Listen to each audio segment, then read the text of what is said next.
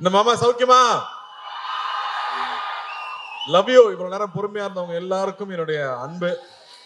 இங்க வந்திருக்க பெரியவங்க எல்லாருக்கும், சித்ராஜ் மாமாவுக்கு, நலனுடைய குடும்பத்தார் எல்லாருக்கும், சுந்தர் சார், அனந்த்ராஜ் சார், எல்லாரும் இருக்காங்க, ஷில்பா, கிருத்தி, கிரண் சார், மாஸ்டர்.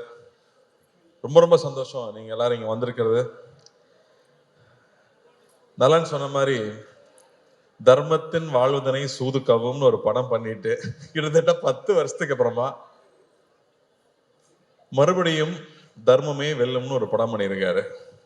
அந்த நல்லதை மறுபடியும் கொண்டு வந்து சேர்த்ததுக்கு உங்களுக்கு ரொம்ப ரொம்ப நன்றி நலன். நலன் பார்த்தீங்கல்ல, இதுதான் நலன். எல்லாருக்கும் ஒவ்வொரு டைரக்டர்ஸ் பிடிக்கும். ஆனா எனக்கு தெரிஞ்சு நிறைய டைரக்டர்ஸ்க்கு பிடிச்ச ஒரு ஆள்னா நலன் குமாரசாமின்னு சொல்லலாம்.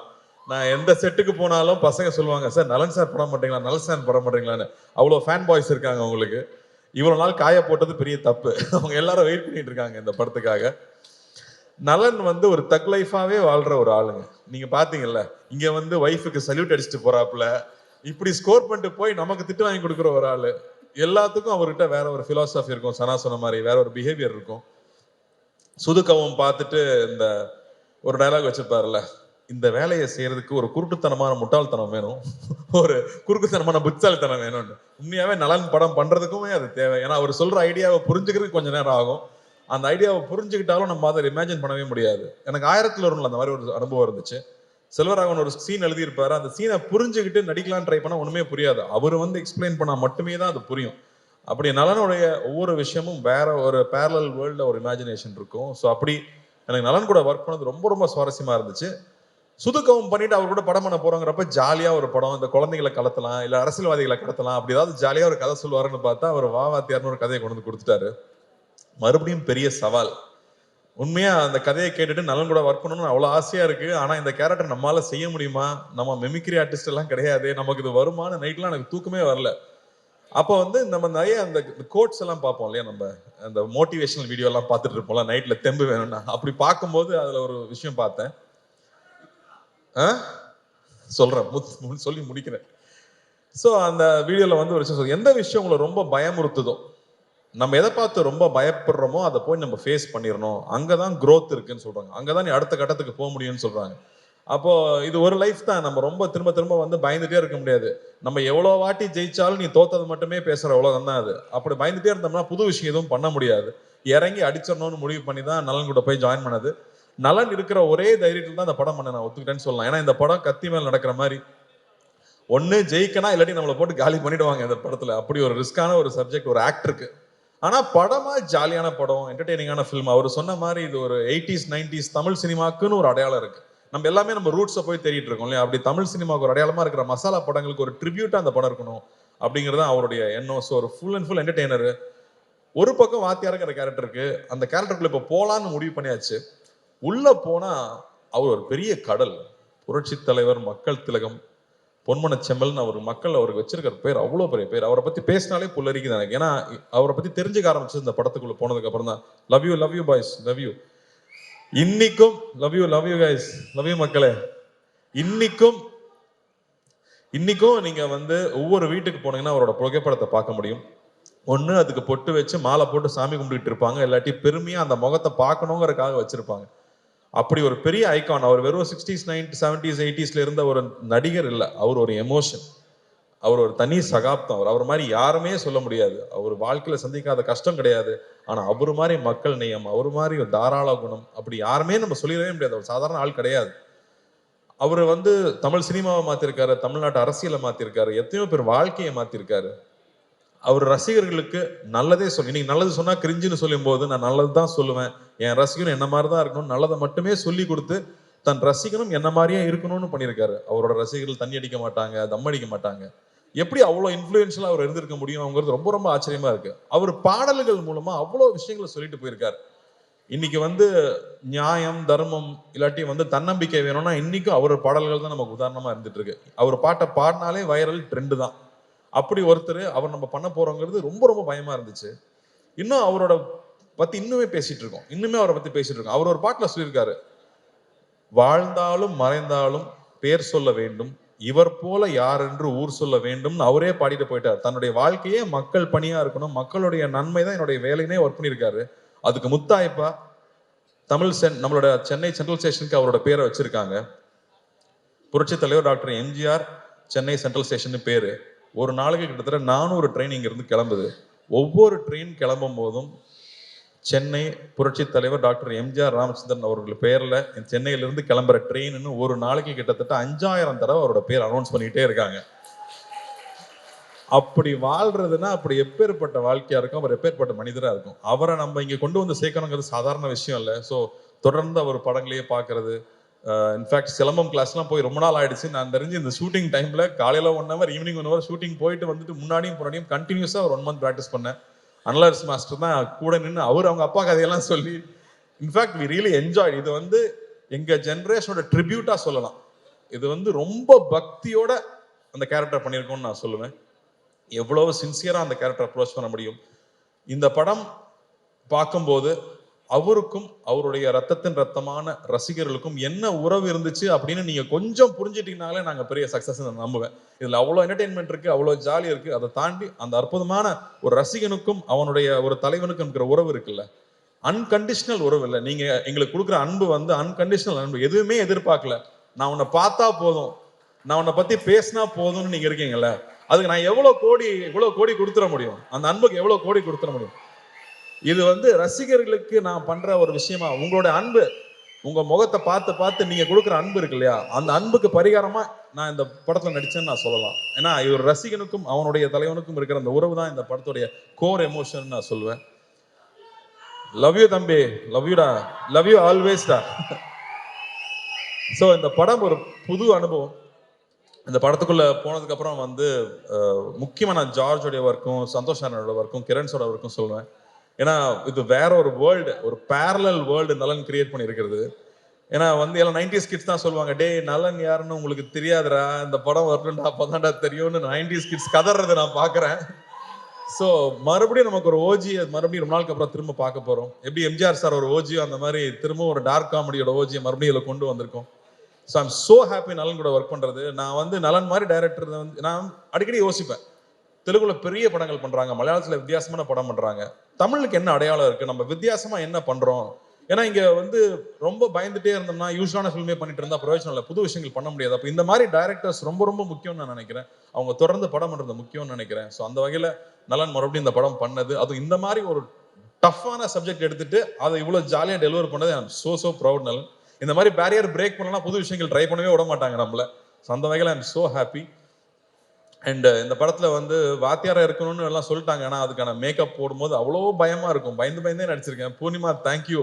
ஐ திங்க் ஒவ்வொரு காஸ்டியூமும் ஒரு 10-15 தடவை கரெக்ட் பண்ணியிருப்போம். பொறுமையா ஒவ்வொன்றும் பர்ஃபெக்ஷன் வர வரைக்கும் பண்ணி கொடுத்துட்டே இருப்பாங்க. அதே மாதிரி செரீனா ஆகட்டும், என்னோட மேக்கப் மேன் முருகன் ஆகட்டும், அந்த அந்த மீசை வரையறதுல இருந்து அந்த அந்த உருவம் வேஷம் போட்டு வந்து அவரா நிற்கும் போது அவர் எப்படி இருந்திருப்பாருன்னு யோசிச்சோம்னா நமக்கு தலையெல்லாம் சுத்திடும். அவரை பத்தி கேள்விப்பட்ட கதைகள், அவ்வளோ கதைகள் வந்துட்டே இருக்கு. இன்னும் நல்லா அழகா சொல்லிட்டு இருந்தாப்ல. ஒருத்தர் பத்தி விசாரிச்சோம்னா ஒரு 10 கதை சொல்லுவாங்க சார், அவரை பத்தி மட்டும் விசாரிச்சா எங்க போனாலும் கதையா வந்துட்டு இருக்கு. அவர் மக்களுக்கு போய் செஞ்ச விஷயங்கள், மக்களை போய் தொட்ட விஷயங்கள் 1-2 சொல்ல முடியாது, அவ்வளோ இருக்கு. ஒரு உதாரணம் சொல்றேன், அவருடைய கான்வாய் போயிட்டே இருக்குமா ராதாகிருஷ்ணன் ரோட்ல. அப்போ வந்து கால் இல்லாத ஒருத்தர் அங்க வந்து டெய்லி நின்று காலில் பாப்பாராம் கார் போகும்போது. ஏப்பா டெய்லி காலில் வந்து நிக்கிறியா, எதுக்குப்பா இங்க நிக்கிறான்னு கேட்டதுக்கு அவர் ஒன்னும் உன்னை பார்க்கவா போறாரு, வண்டி வேகமா போகுதுன்னு சொன்னதுக்கு அவர் சொன்னாராம், கோயிலுக்கு நம்ம போறோம், சாமி நம்மளை பார்க்கணும், நான் போறோம், நாம தானே சாமியை பார்க்க போறோம், நான் தான் அவரை பார்க்க வந்தேன்னு சொன்னாராம். இப்படியே போயிட்டு இருந்த கார் ஒரு நாள் நின்றுருக்கு, அவரே இறங்கி வந்திருக்காரு, கையில எவ்வளவு பணம் தெரியாது எடுத்து கொடுத்துருக்காரு, கடை வச்சு பொழைச்சிக்க, பீடி சிகரெட் விற்க கூடாதுன்னு சொல்லியிருக்காராம். ஸோ இப்படி அவர்கிட்ட அவரை பார்த்தா இன்சிடென்ட்ஸ் வந்துட்டே இருக்கு. ஸோ அவரோட கோடான கூட ரசிகர்கள் எல்லாரும் இருக்காங்க. அவங்க எல்லாரும் நிச்சயமா நாங்க திருப்திப்படுத்தோம்னு நம்புறேன். சத்யராஜ் மாமாவும் இங்க இருக்காரு, நான் பயந்தே தான் நடிச்சிருக்கேன்னு சொல்லுவேன். அவர்கிட்ட கேட்டுக்கிட்டே இருப்பேன், வாகேந்திர சார்கிட்ட கேட்டுட்டே இருப்பேன், ராஜ்கிரண் சார் கிட்ட கேட்டுட்டே இருப்பேன். ஸோ ரொம்ப சந்தோஷமா இருக்கு இந்த படம் இப்போ வெளியே வருதுங்கிறது. சத்யராஜ் மாமா மறுபடியும் ஒரு மொட்டை பாஸ் வில்லனா நடிச்சிருக்கிறது ஒரு ஸ்பெஷல் எலிமெண்ட்னு சொல்லலாம் இந்த படத்துல. ராஜ்கிரண் சார் வந்து ஒரு கம்ப்ளீட் டிவோட்டட் எம்ஜிஆர் அவர்களுடைய ஃபேனா நடிச்சிருக்காரு, இந்த தாத்தாவா நடிச்சிருக்காரு இந்த படத்துல. ஆனந்த்ராஜ் சார் ஒரு பயங்கர ஸ்பெஷல் பிந்தாஸ் கேரக்டர் அவரு. சுந்தர் சார் எல்லாருக்கூடையும், Shilpa I think very brave of you to do this கேரக்டர்னு நான் சொல்லுவேன். ஏன்னா அவங்களுக்கு வந்து கண்ணம்மா ஒன்னு சாங்ல எல்லாரும் பார்த்து எல்லாம் கிறங்கிருக்காங்க பசங்க. மறுபடியும் இந்த படத்துல வேற ஒரு கேரக்டர்ல அவங்க பண்ணியிருக்காங்க. So this will be a very special film. ஜார்ஜோட ஒர்க் எக்ஸலண்டாக இருக்குது. சனாவோட ஸ்கோர்ஸ் கொஞ்சம் கொஞ்சமாக நான் பார்த்துட்டே இருக்கேன். டெஃபினட்டாக வந்து ஒரு எபிக் சூப்பர். சனா சொன்ன மாதிரி நமக்கு சூப்பர் ஹீரோவாக வந்து சினிமாவில் வந்தது எம்ஜிஆர் அவர்கள் தான். அவர் நம்மளுடைய உடல் பொருள் ஆவியில கலந்தவராக இருக்காங்க. நமக்கு முன்னாடி நம்ம பார்த்த ஐகான்ஸ் எல்லாருமே. ஸோ அவர் நம்ம சூப்பர் ஹீரோ எடுத்துட்டா நானும் இந்த படத்தை ஒரு சூப்பர் ஹீரோ ஃபில்மாவே பார்க்குறேன்னு சொல்லலாம். ஆனால் நம்ம ஊர் மசாலா, நம்ம ஊர் ஸ்டைலில் ஒரு படமாக அது வந்திருக்கு. எல்லாருக்கூடையும் ஒர்க் பண்ணது ரொம்ப சந்தோஷம். இது ரொம்ப வருத்திக்கிட்டு நிறைய எஃபர்ட் போட்டு பண்ண படம். ஸோ நிச்சயம் இந்த படம் வெற்றி அடையணும். ஞானவேலுக்கு வந்து மிரக்கல் தான் இந்த படம் வந்து இப்போ வந்து இறங்கியிருக்கிறது. அது புரட்சி தலைவரோட ஆசீர்வாதத்தோட இந்த படம் நல்லபடியாக வந்து ரிலீஸ் ஆகணும். உங்கள் எல்லாருக்கும் ஒரு பெரிய அன்பு, பெரிய நன்றி. இங்கே வந்து இதை கலந்துக்கிட்டு வாழ்த்துனதுக்கு. பத்திரிகை தொலைக்காட்சி நண்பர்களுக்கு முக்கியமாக எல்லாரும் நீங்களாம் நிறைய பேர் எம்ஜிஆர் அவர்களையும் பார்த்துருப்பீங்க, அவங்கள பற்றி தெரிஞ்சிருக்கும். ஸோ உங்களுடைய அன்பு எப்பவுமே எங்களுக்கு தேவை. உங்களோட அன்பு நீங்கள் எப்பவுமே என்னை கைட் பண்ணியிருக்கீங்க, எப்பவுமே சரியான படங்கள் பண்ணும்போது பாராட்டியிருக்கீங்க. உங்களுக்கு ரொம்ப ரொம்ப நன்றி. இந்த படத்தை நீங்கள் சப்போர்ட் பண்ணணும். இந்த சப்போர்ட் ரொம்ப முக்கியம். ஏன்னா இந்த மாதிரியான நான் அட்டம்ஸ் பண்ணும்போது நீங்கள் கொடுக்குற சப்போர்ட் தான் இந்த மாதிரி படங்கள் மறுபடியும் வந்துகிட்டே இருக்கும். ஸோ ரொம்ப ரொம்ப நன்றி. Thank you thank you thank you. Love you guys. Love you love you love you love you. Thank you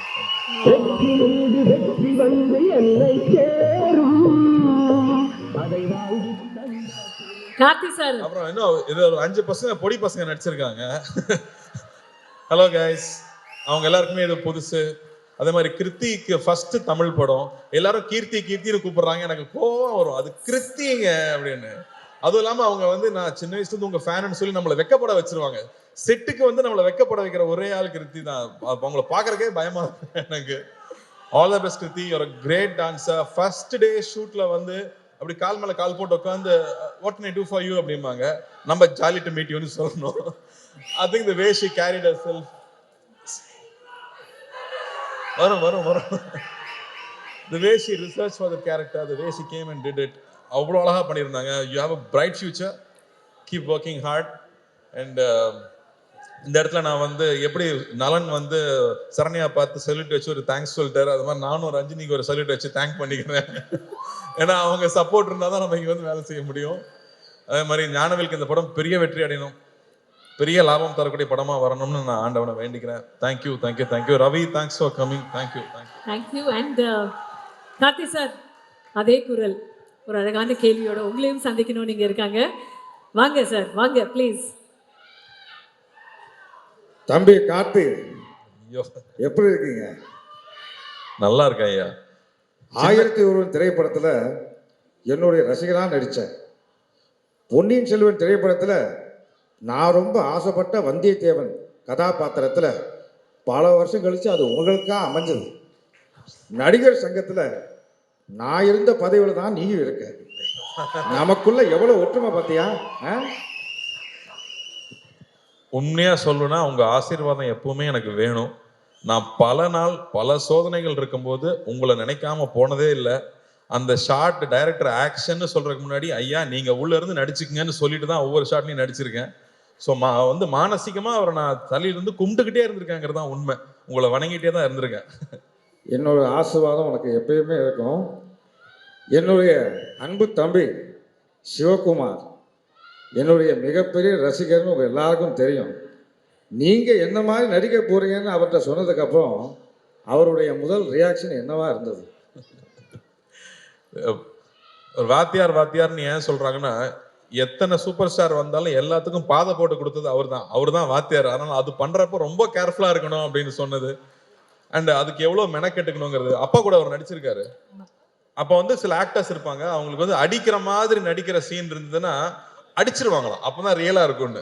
அப்ப அப்பாவும் போய் அவர்கிட்ட சொல்லியிருக்காரு இந்த மாதிரி, ஆனா நீங்க அடிச்சிருங்கண்ணே, நீ நடிகன் தானே, நான் அடிக்கிற மாதிரி நடிக்கிறேன், நீ அடி வாங்கின மாதிரி நடின்னு சொல்லுவாராம்.